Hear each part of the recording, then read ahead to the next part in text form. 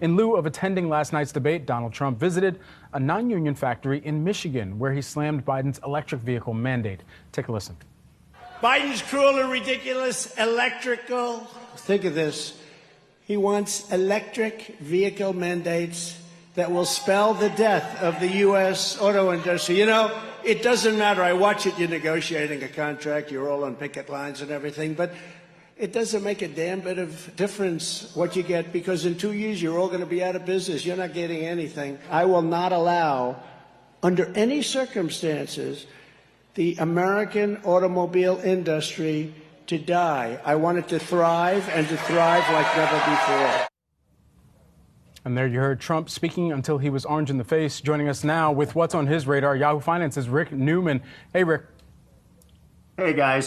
So an electric vehicle is coming to kill you anytime soon. That is basically Trump's message.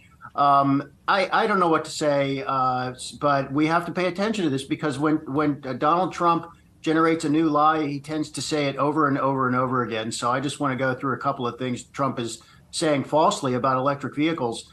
Firstly, he says they're all going to be made in China. I guess what he's trying to get at is that a lot of the battery technology is based in China right now, and it's just cheaper in China. But the green energy laws that Biden signed last year have powerful tax incentives for manufacturers to put those factories in the United States, battery factories and electric vehicle assembly factories, all the components. And that's actually happening.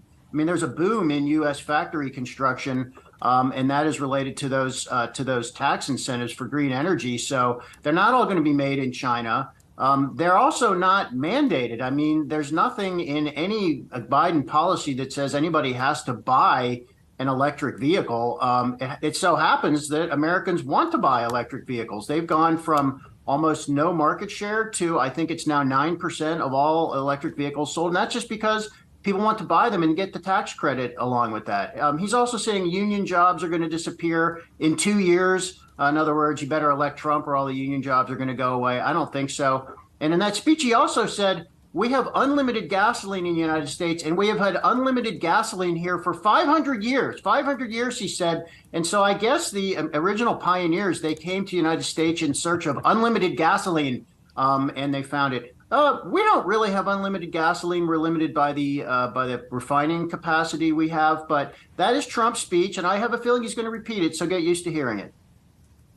Absolutely, Rick. You know, of course, you write a lot about Bidenomics for us, and you're a longtime car person. So has the transition to EVs been good for the U.S. economy under Biden? Has it been a good thing, net-net?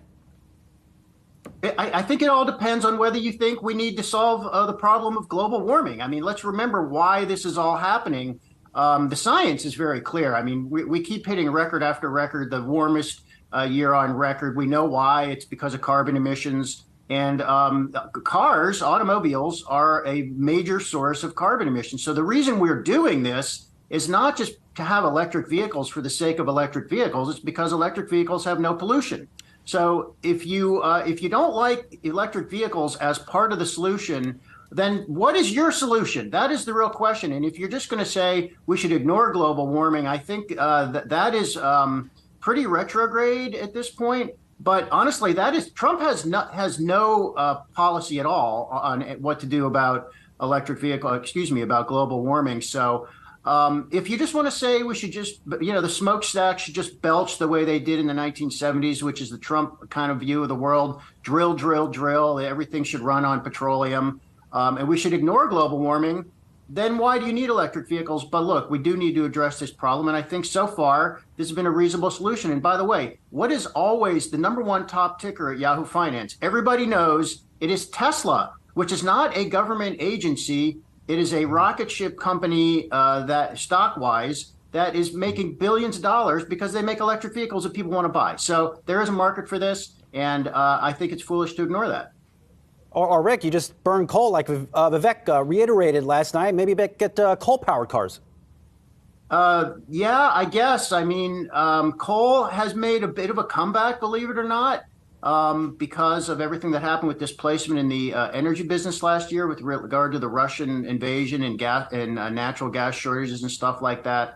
But even in coal country, even in West Virginia, they know that coal's days are numbered. Guess what? Joe Manchin, the senator from West Virginia, coal country, he's a big fan of nuclear power because he thinks you can put nuclear power plants where the coal plants used to be, and that a lot of the workers can get the same job. So let's think about the future, everybody. I mean, if you want to live in the past, sure, go cheer at a Trump rally, but we do have to live in the future at some point.